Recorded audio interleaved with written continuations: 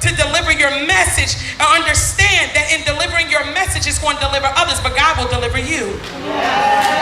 So because if more people believe that they had someone to talk to, if they had somebody that they could relate to, they wouldn't have took those pills. But you work with that person every day next to the same cubicle and you never say, how you doing? You better say it. But we can speak in tongues, but we can't say hello in English. I'm confused.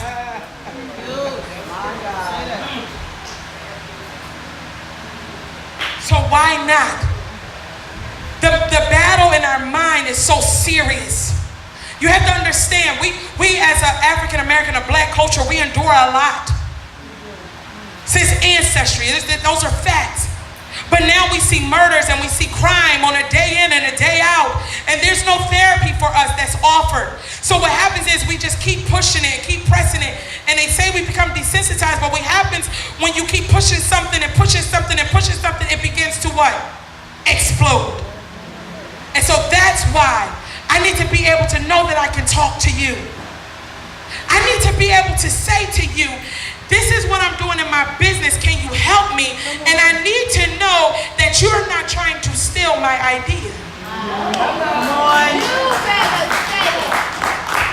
Because if I didn't think that Dave, and I could use him because he's a strong man and he got a thick skin. If I didn't think Dave was going to steal my idea, I would love to share with him the idea that I have so that he could give me some feedback and direction. The problem is, the reason you are telling the wrong people your ideas is because, again, you never went back to the source who gave you the gift first so that he can guide you and tell you who you're supposed to talk to.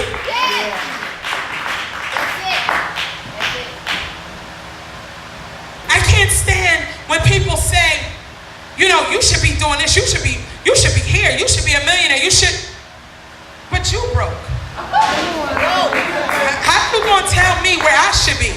Did you, oh, God told me to tell you, well, before he told you to tell me, sugar, did he tell you? You still in Philly? Okay, all right, so we still struggling. I don't care if you might have a little couple more dollars, but baby, did you get the message first? Miss me with it, because I didn't get it. I didn't get he didn't tell me. He didn't even tell me who sent you. Return to sender. I don't know who sent you on this one. See, everybody that says in the name of Jesus ain't always right. So that's the Y, that's the W, and then you have the A, which is the assignment to the war. You have been assigned a responsibility. How disrespectful, and I say it often, I've said it multiple times. Anybody ever gave somebody a gift and then when they went to their house, they seen the gift, the person never even opened it or never even used it? It's corny, right? That's disrespectful. But imagine your little gift that you gave them. But imagine a rich gift that God gave you and you still ain't opened it.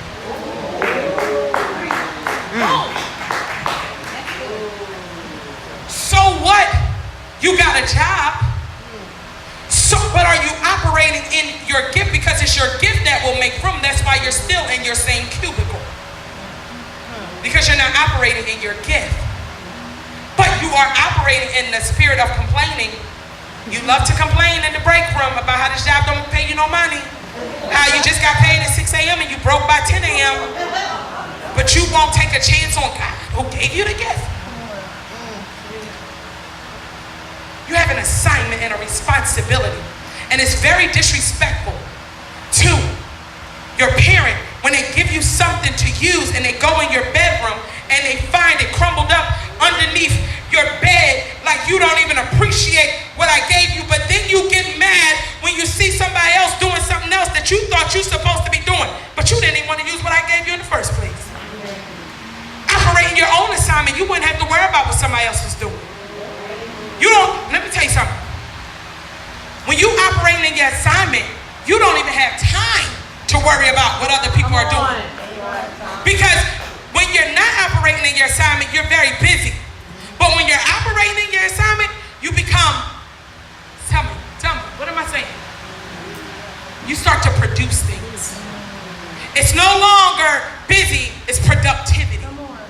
It's a difference. get you nowhere, but keep going in a circle. Keep calling your same girlfriend, y'all in the same situation. You have an assignment. If you don't know what that assignment is today, go to God and find out.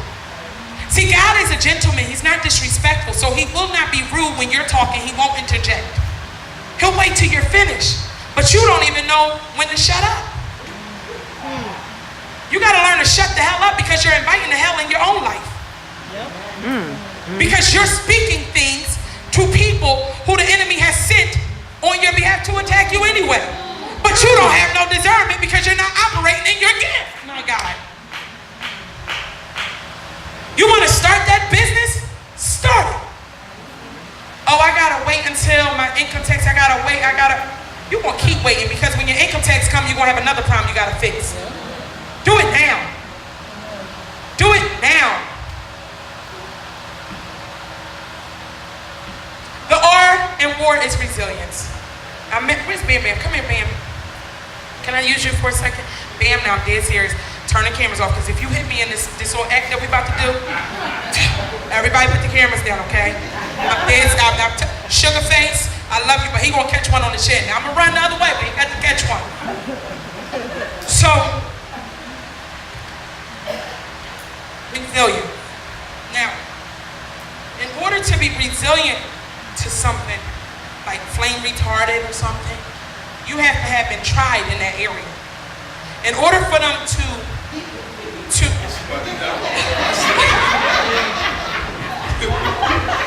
you get in that place then. no, in order, it's such an idiot. I can't.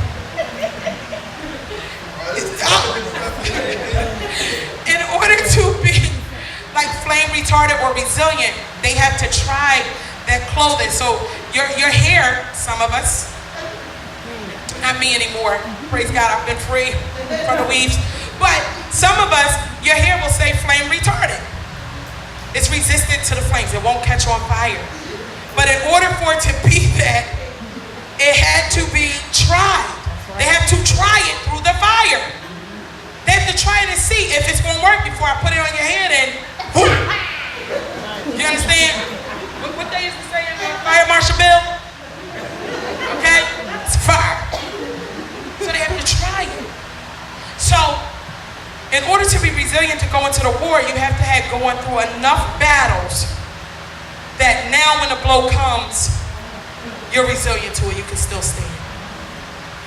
Also understand, in this battle, this description I'm going to show you, is not only resilience, but I'm also going to teach you what the enemy looks like when he's swinging at you.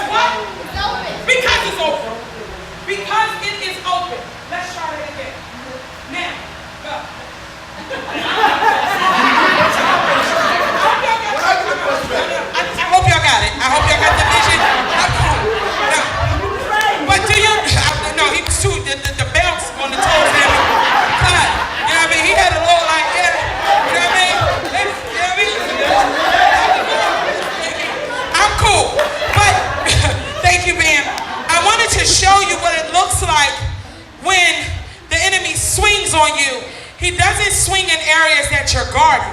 He hits you where you're open.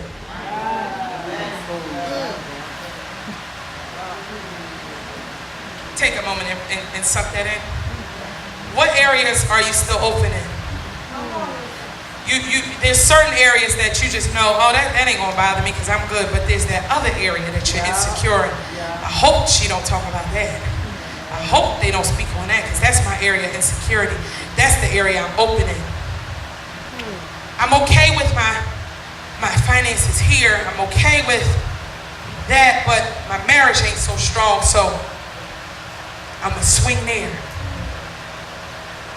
I'm good on my business, but I'm not real good at parenting. Like my children are running loose, he gonna swing and hit them there. Whatever area he can get you in is what he's gonna hit you in. He's gonna hit you hard. But if we go to that same God that we keep going to on Sundays, but I don't know if we really receiving the message, but the same God, and really get in his face and be sincere and real about it, God will seal you up in all areas. So that now when he blows, it's almost like the Matrix. It's just like, you tried it. He'll swing again, and you'll still march. And they'll just start going by. It's like the bullets will just be passing you. It's when we start to have those areas open again because we start to slip outside of God's will. We're no longer protected. Now those areas are open and now we're getting attacked again. See, there's a level of accountability before we go into war. What areas do I need to work on? What areas am I weak in? What areas am I not really strengthening? What areas am I not laying before God? What areas am I still prideful in? But if you go and you get sealed up, you'll become resilient. And you'll be able to march through that storm. You'll be able to march through that war, and you could come out victorious. But this thing is serious that you're asking for. To whom much is given, much is required. You can't keep saying you want, but you ain't gonna pay for it. See, the anointing on my life, I paid for it. I promise you I did, and I'm still paying for it. I didn't just get here. I had to go through some things that the average person would have died. The average person would have felt weak. I had to go through, so this is high quality anointing you see over here. Hey. It's custom made just for me. You can't steal this, you can't barter it, you can't buy it. But you can earn your own. I had to earn it. So now the gifts that you see falling on me is not something that I went and bought, but it's that I've earned. You're not willing to work hard enough to earn what you're asking God for. When Dave said something about